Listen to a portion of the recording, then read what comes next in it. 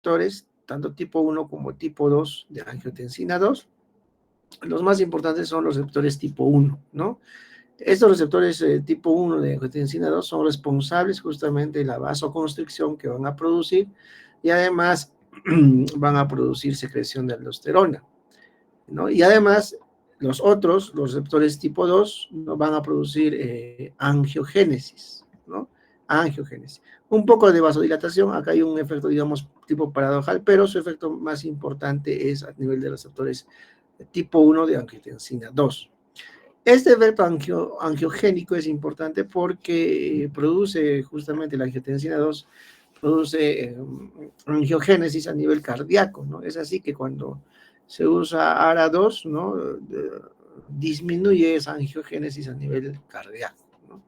Y de ahí puede mejorar la estancia, la supervivencia, la mortalidad, ¿no? Que ya se sabe, bueno, que ya lo van a hacer, ¿no? Otra vez la bradicinina, ¿no? Que no se logra inactivar porque se inhibe la enzima competidora de la angiotensina y esta bradicinina va a aumentar el óxido nítrico, aumento de prostaciclina, ¿no? Que son ya mediadores moleculares y van a ser responsables de la tos el edema angioneurótico propios de los IECAS, ¿no? Son efectos colaterales descritos, ¿no? No son muy frecuentes, pero sí están descritos, están ahí. La tos sí es, digamos, un poco más frecuente que el edema angioneurótico, ¿no? Más de lo mismo, esto ya hemos hablado, ¿no? Ahí está, ¿por qué pues, los IECAS pueden producir tos? Si hemos, escuchado, el doctor Brian nos puede mencionar por qué los IECAS producen tos a nivel del mecanismo de acción. Claro, doctor. Justamente por la enzima convertidora de angiotensina, que va a inhibir convertir las bradicininas perdón, en, bueno, la cosa es de que va a aumentar el óxido nítrico Ya, y y aumenta justamente las las bradicinas. Las vasodilatas, claro, sí. bradicinas son las responsables de Ujú. producir, bueno, estos efectos colaterales. Ya está bien.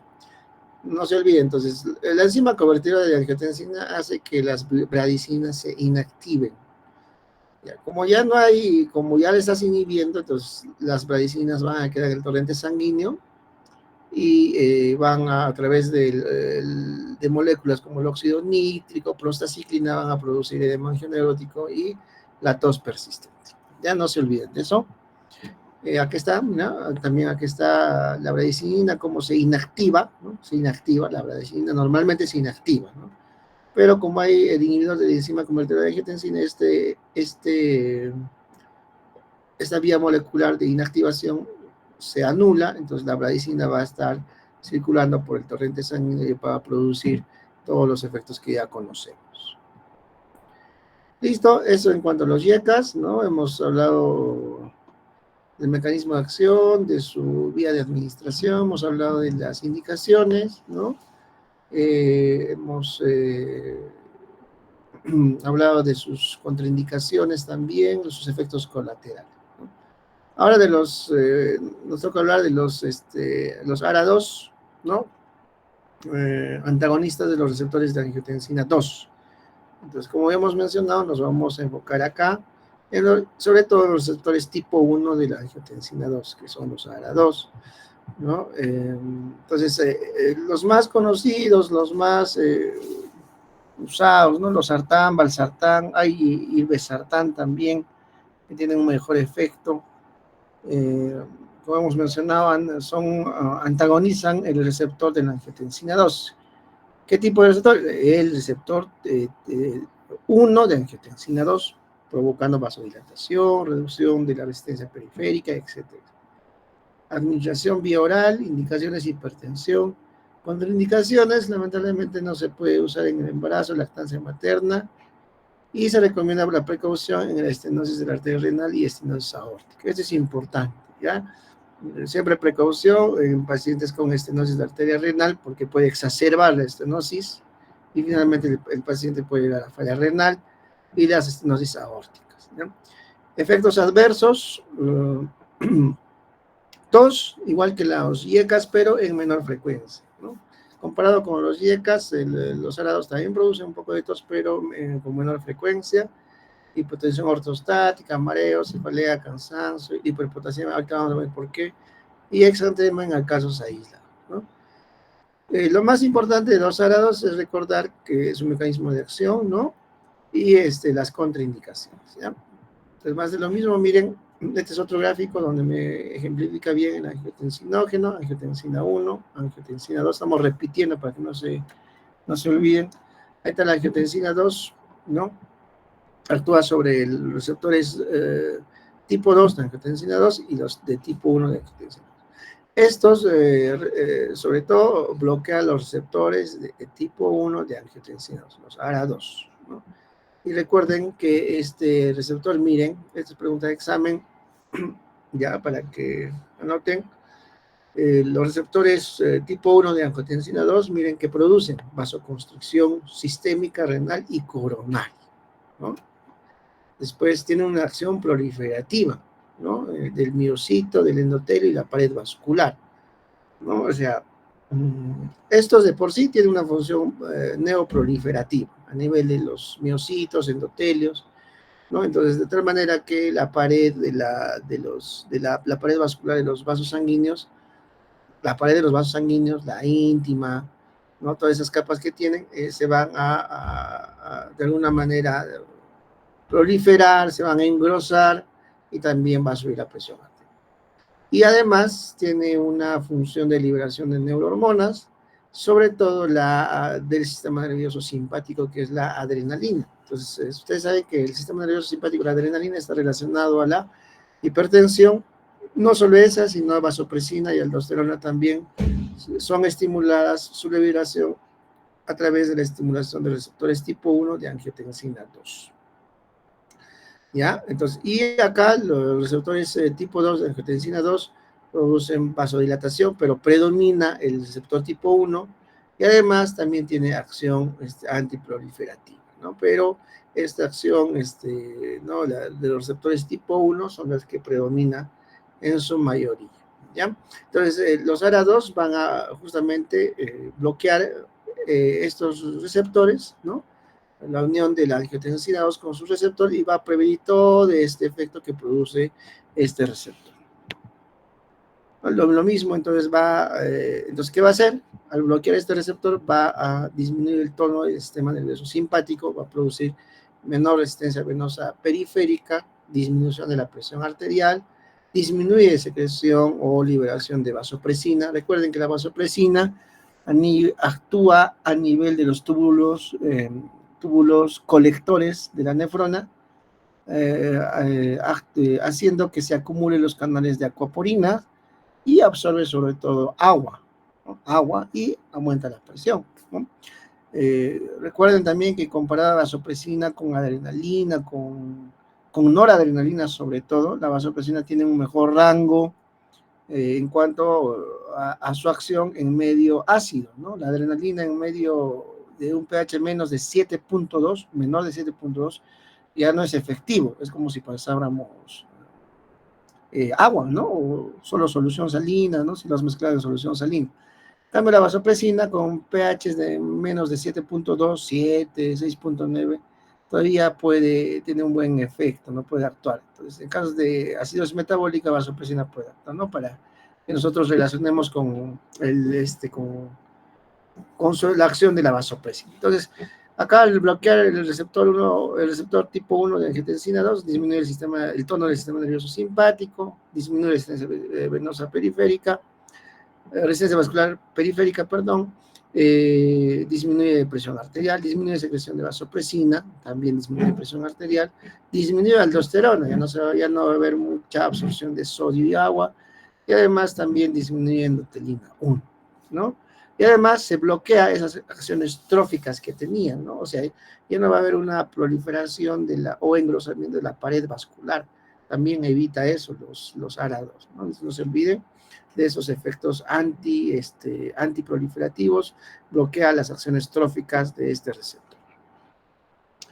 Lo mismo, miren, ¿no? Receptores 1, de angiotensina 2 tienen efecto vasoconstrictor, profibrótico, miren, profibrótico, proinflamatorio, proliferativo, hasta prooxidante, ¿no? Entonces, todos estos efectos prooxidante, proliferativo, proinflamatorio son bloqueados por los ARA2 al bloquear el receptor tipo 1 de angiotensina 2. Listo, entonces, eso en cuanto a los YECAs, los ARA2, ¿no? Entonces, ¿quién actúa comparando los YECAs y los ARA2, ¿no? Los YECAs y ARA2? ¿Quién tiene una acción más rápida? Son los tiempos de acción, de inicio de acción más rápido, en general los YECAs, ¿ya? Sobre todo el captopril, eso vamos a ver después.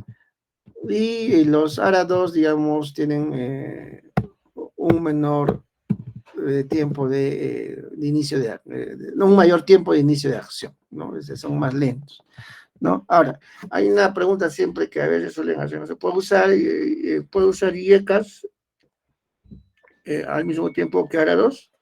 Recuerden que puede aumentar la vasoconstricción renal y de ahí puede, digamos, de alguna manera contribuir a la falla renal en un paciente que ya tiene falla renal, ¿no? Entonces, no sé, a ver, Edison, ¿qué opinas? ¿Se puede usar según lo que hemos avanzado?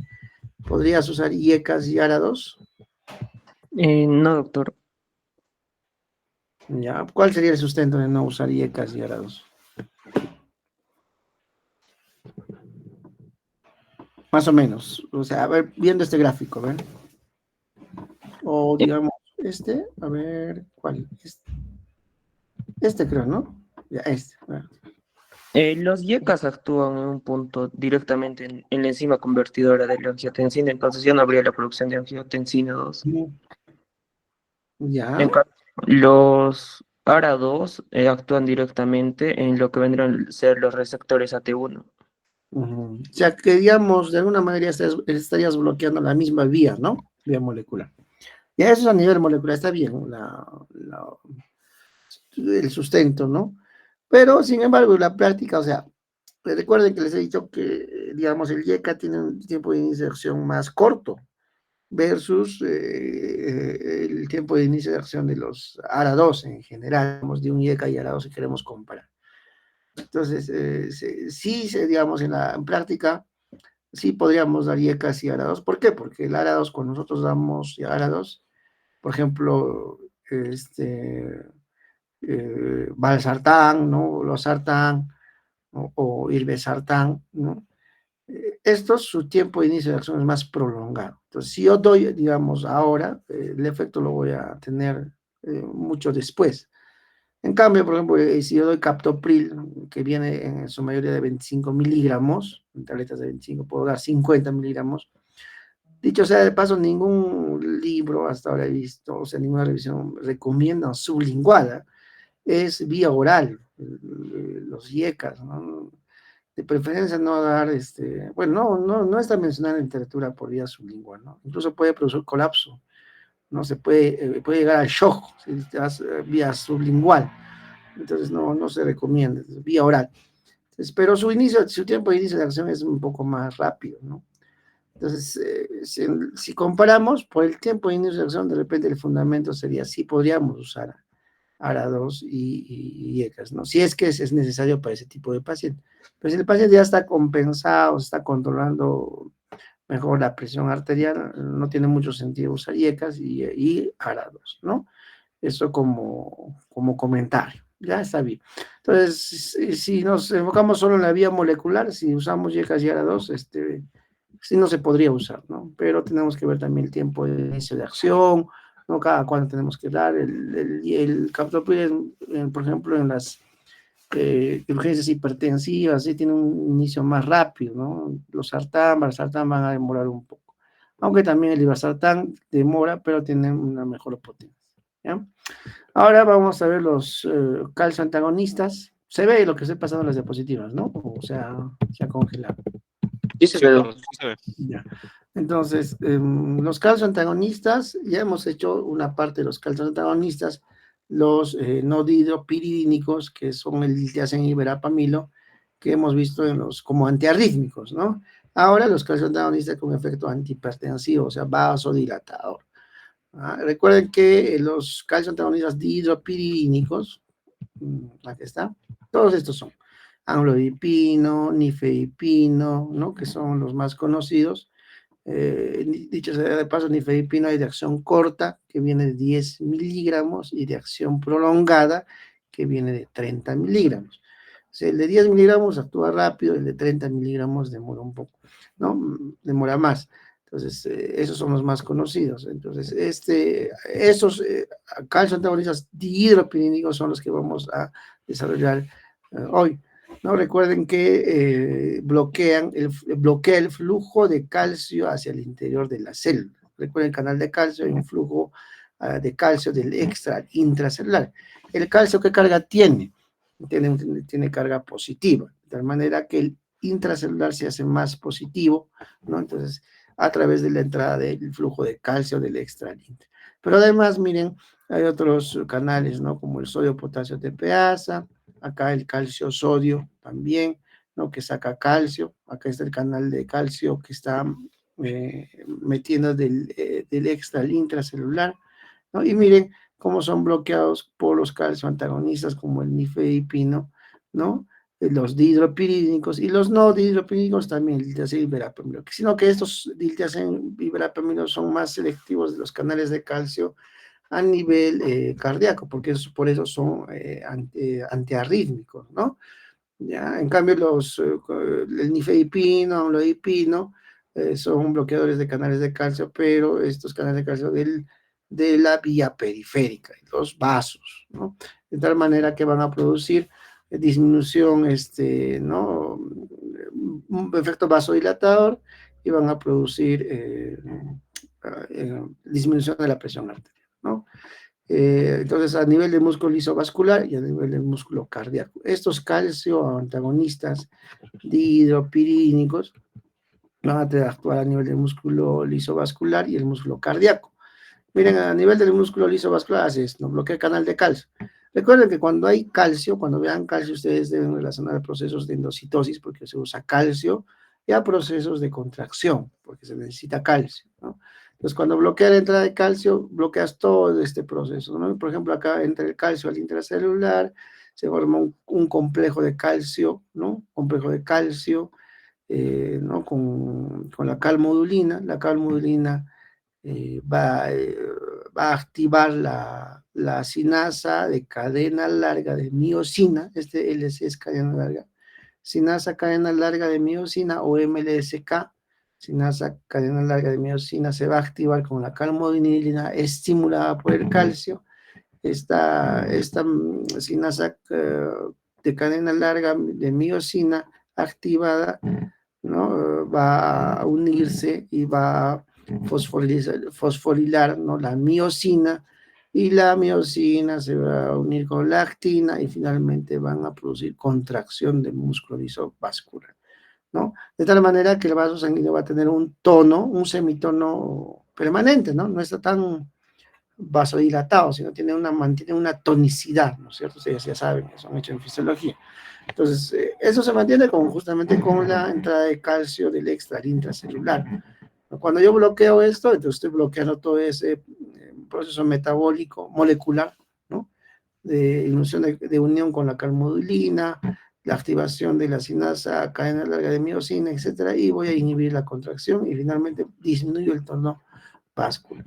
Entonces, ¿qué produzco? Vasodilatación, disminución de la resistencia vascular periférica, disminución de la poscarga, o sea, toda la poscarga es todo lo que está delante del corazón, o sea, toda la resistencia vascular periférica disminuye, y finalmente disminuye la presión arterial. Eso a nivel del músculo liso, de la vasculatura periférica, ¿no? También tiene un efecto a nivel del músculo cardíaco, ¿no?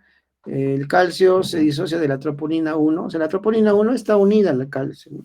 Se disocian, y esa disociación de la troponina 1 con el calcio se inhibe el acoplamiento entre actina y miosina, ¿no? Y bueno, y produce una relajación miocárdica, ¿no? A nivel del corazón. ¿ya? Pero estos son como de los dihidropirídicos, en cambio los no dihidropirídicos tienen un efecto antiarrítmico, ¿no? Ahí está, amlodipino, nifedipino son los más conocidos. Nifedipino viene de 10 y de 30 miligramos, ¿ya? Indicado para hipertensión, ¿no? Angina, control de frecuencia y fibrilación atrial, pero esto sobre todo los otros calcioantagonistas, ¿no? Vía oral, ¿no? Biodisponibilidad de aproximadamente el 70%, ¿no? Distribución de 2 a 6 litros por kilo. Metabolismo en el hígado, principalmente por el citocromo P450 que ya hemos visto, y excreción renal en forma de metabolismo. Efectos adversos, palpitaciones, hipotensión, claro, hipotensión, ¿no? Enrojecimiento, edema en pies y tobillos. Esto de edema de los pies es bien frecuente, es también bastante conocido. Por ejemplo, en pacientes, alguna vez los pacientes renales a veces tienen, pues, los que tienen falla renal, insuficiencia renal crónica, a veces tienen edemas, ¿no? Y cuando se usa estos calcioantagonistas como el nifedipino, aumenta pues el edema de los pies, ¿no? Aumenta el edema que ya tenía el paciente, ¿no? Por eso a veces hay que contextualizar al paciente y ver cuándo se usa estos calcioantagonistas. Lo otro de esos calcioantagonistas es que, a ver, se me ha ido. Miren, puede generar palpitaciones, ¿no? Cierta sensación de palpitación. En pacientes con infarto de miocardio, así siempre deben valorar su uso, ¿no? Y la hipotensión, lógicamente va a producir hipotensión, ¿no? Ahora, como les mencioné, en nifedipino hay de 10 miligramos y de 30. El de 10 es de acción corta y el de 30 es de acción prolongada. Además, este calcio antagonista, el nifedipino, en las guías del manejo de edema pulmonar por la altura, ya este nifedipino, se usa para mejorar el edema pulmonar por altura, ¿ya?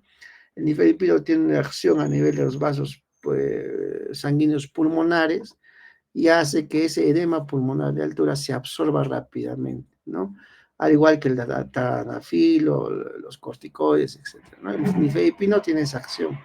Y no está acá, no lo he puesto, pero les comento que tienen acción mejorando el edema pulmonar en pacientes con mal agudo de altura o en pacientes con edema pulmonar por mal agudo de montaña, ¿no?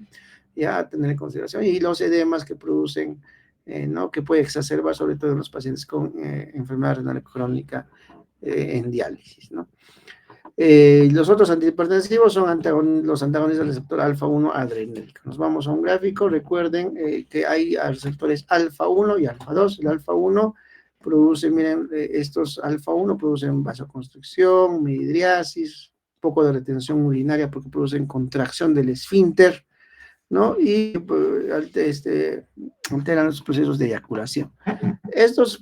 ¿Por qué es importante saber esto? Porque si usamos antagonistas, ¿no? Antagonistas del receptor alfa-1, entonces vamos a mejorar también esta retención urinaria, vamos a mejorar también esta vasoconstricción, se va a producir también vasodilatación cuando bloqueamos estos receptores alfa-1 adrenérgicos. Entonces, dentro de los receptores alfa-1 adrenérgicos tenemos la prazosina y terazosina. Miren, esto ya son como, digamos, la última opción, no son de elección en el tratamiento de hipertensión arterial, menos en la última guía, no se usa más como por sus efectos, por ejemplo, acá al relajar el esfínter y evitando la retención urinaria. Por ejemplo, acá tenemos la tansulosina, bastante conocida, ¿no? Aparte, y además, pues los más usados como antihipertensivos, la prazosina y la terazosina, ¿no? En cambio, la tansulosina más se usa para retención urinaria en pacientes con hiperplasia benigna de próstata, ¿no? Entonces, inhiben la vasoconstricción mediada por el receptor adrenérgico alfa-1, reduciendo resistencia periférica y presión venosa. Y reducen el riesgo de arteriopatía coronaria, ¿no? Porque disminuyen el colesterol malo. Tiene ese efecto de disminuir el colesterol malo. Vía administración oral. Indicaciones: hipertensión, especialmente en pacientes con falla cardíaca, con insuficiencia cardíaca congestiva, hiperplasia prostática, ¿no? Estamos viendo porque va a relajar ese esfínter y de alguna manera va a mejorar o va a aliviar los síntomas en aquellos pacientes con retención urinaria. Y mejora también tiene un efecto sobre la arteriopatía coronaria. Contraindicaciones, sobre todo la prazosina no se debe administrar a personas con ICC debido a una estenosis aórtica, ¿ya? Cuando hay estenosis aórtica y ICC se debe evitar el uso de la prazosina. Aquí están, ¿no? Todos los, ¿no? La prazosina, terazosina, la tamsulosina, ¿no? Claro, no se usa como antihipertensivo, que podría tener un efecto al disminuir un poco la presión, pero su efecto es más a nivel del esfínter, de la vejiga, ¿no? Relajándolo y haciendo y mejorando la retención urinaria. Ahí están los receptores, también recuerden que hay receptores beta, hay receptores alfa 1, alfa 2, etc. Alfa 2 está más relacionado a otras cosas, ¿no? Y sobre todo en una presináptica. Ahí está alfa 1, alfa 2, beta 1, beta 2. El alfa 1 nos importa porque están en el músculo liso vascular, músculo liso genitourinario, ¿no? Por eso es ahí que mejoran los procesos de retención urinaria, está en el músculo liso intestinal, en el corazón, ¿no? Y en el hígado también. ¿Qué va a producir? Ya se me está acabando la batería. Disminución de la contracción, relajación del esfínter, de tal manera que la retención urinaria va a mejorar, ¿no? Ya no va a haber retención, ¿no? Este alfa 1 produce aumento de la fuerza de la contracción y excitabilidad, de tal manera que al usar estos antihipertensivos de alguna manera podría disminuir el efecto inotrópico del corazón, ¿no? Y acá tenemos los alfa 2, los beta 1, los beta 2, que ya a modo de información para usted, ¿no? Otro vasodilatador, tenemos la hidralacina, ¿ya? Recuerden, vamos a repasar un poco, hay la vía del trifosfatidilinositol, este IP3 es el trifosfatidilinositol. Lo que tenemos que saber no es toda esta vía, ¿no? El trifosfatidilinositol, a través de una serie de mecanismos moleculares, ¿no? A través de proteína G, todavía en farmacología 1, ¿no? Proteína G, trifosfatidilinositol, este trifosfatidilinositol estimula la liberación, ¿no? De calcio del retículo endoplasmático, y el calcio a qué está relacionado a contracción, ¿no? A mantener el tono de la vasculatura periférica. Entonces, si yo bloqueo el metabolismo o bloqueo esta molécula de trifosfatidilinositol, voy a bloquear esta liberación de calcio por el retículo sarcoplasmático, entonces no voy a tener calcio para la contracción, de tal manera que por ende voy a producir vasodilatación y disminución de la presión arterial. Entonces, ese es su fundamento a nivel molecular de la hidralacina, ¿no? Entonces, pero es un fármaco ya de tercera línea, segunda línea para el tratamiento de la hipertensión leve a moderada. Lo bueno es que se puede usar en urgencias, emergencias hipertensivas en mujeres gestantes, ¿no? Hidralacina, incluso hay por viendo, no sé, también. Entonces, bloquea la acción o interfiere en la acción del trifosfatidilinositol en el músculo lisovascular, reduciendo la liberación de calcio y disminuyendo así la asistencia vascular periférica y la presión arterial, ¿no? Vía de administración es oral, intravenosa. En intravenosa ya les he mencionado que se usa en emergencias hipertensivas en mujeres gestantes. Claro, no son de elecciones, ya se usa en mujeres gestantes la betalol, ¿no? La betalol, por ahí también podrías usar, ¿no? Viendo la frecuencia cardíaca, la betalol también, ¿no? Entonces, pero hidralacina también puedes usar, ¿no? Contraindicaciones de hidralacina: lupus, taquicardia grave, ¿no? Efectos adversos, taquicardia, retención de líquidos también, ¿no? Náuseas, vómitos, céfalo, ¿no? Pero su bondad es que puede usarse en mujeres gestantes, ¿no? Entonces ya vemos que bloquea el trifosfatidilinositol, impide la liberación de calcio y con esto disminuye la presión o la resistencia vascular sistémica y disminuye la presión arterial. El minoxidil, otro vasodilatador. El minoxidil, bueno, no es muy usado, hay que mencionarlo porque en el libro está, pero no es muy usado para el tratamiento de hipertensión. Más se usa para la calvicie porque produce vasodilatación a nivel, no tengo un gráfico, produce vasodilatación a nivel de los vasos que irrigan el folículo piloso. Entonces, al producir un poco de vasodilatación a nivel de los vasos del folículo piloso, va a producir una mejor irrigación, una mejor nutrición, y va a producir por ahí el crecimiento o va a fortalecer el crecimiento del pelo, ¿no? Por eso es que usan, no en la cabeza, sino en zonas donde ya hay pelo, ¿no? Porque si es que no hay una célula germinal, ya no se puede, ¿no? Y su mecanismo de acción es que activa los canales de potasio sensibles a ATP en el músculo rizovascular.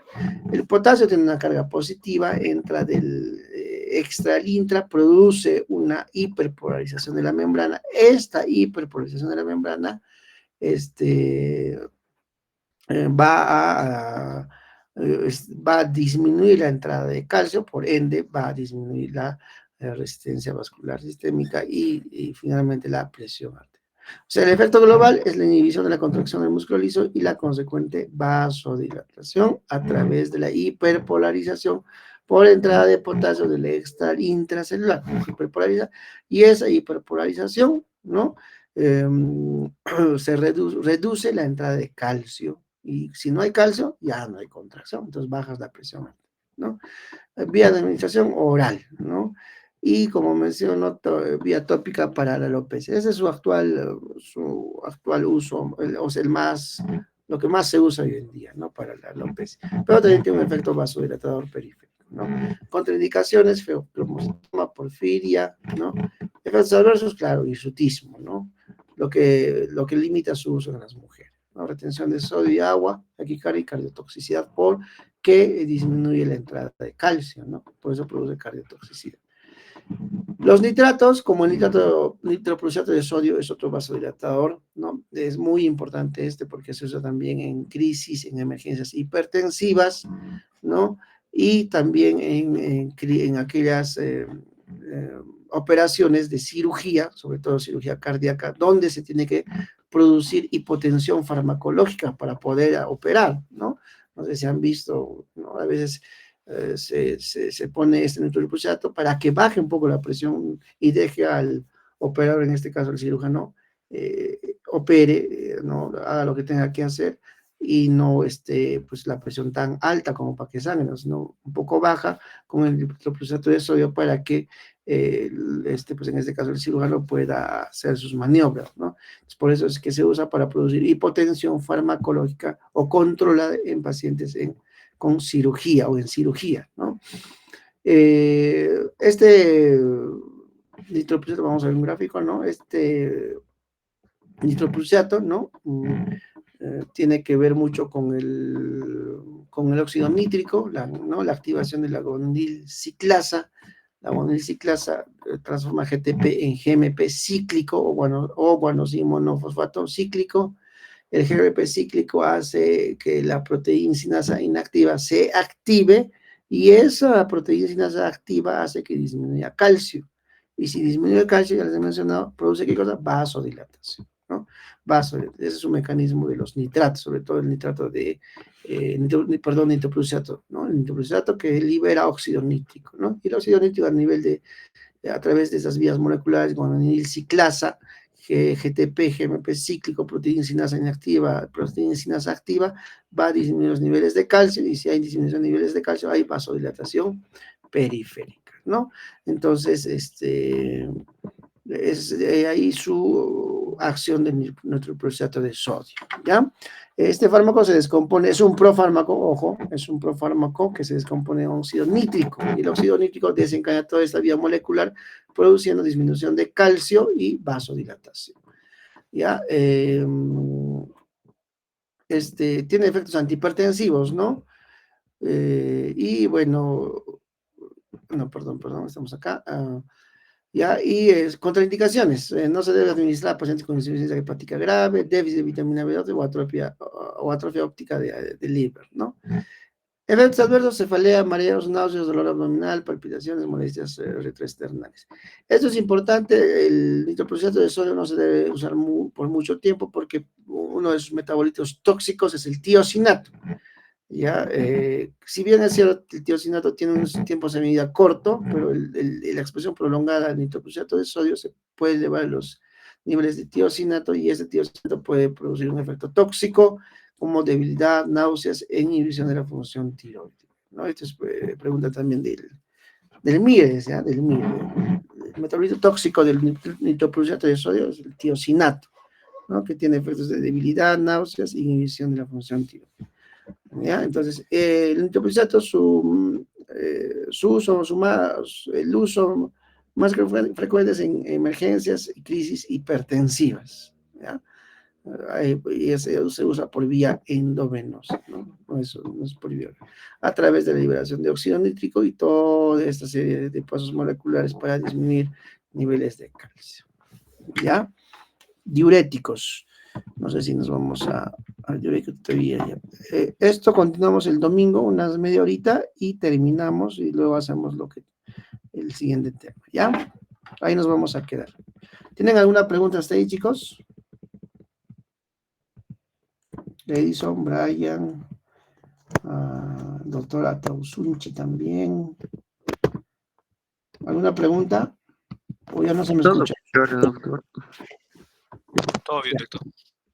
Listo, entonces nos quedamos acá ya. Entonces hacemos diuréticos la próxima. Una media hora será, porque ya nos falta poco. Y después hacemos el siguiente tema, ¿ya? Listo, chicos. ¿Alguna pregunta? ¿Dudas, comentarios? Nada. Entonces, ahí nos quedamos. Vamos a dejar de compartir. Ya, entonces, vamos a borrar esto.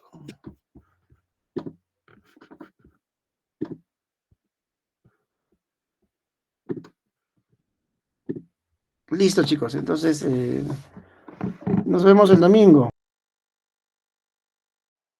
Listo, doctor. Hasta luego. Gracias, doctor. Buenas noches. Gracias, doctor. Hasta el día Gracias, domingo. doctor. Buenas noches.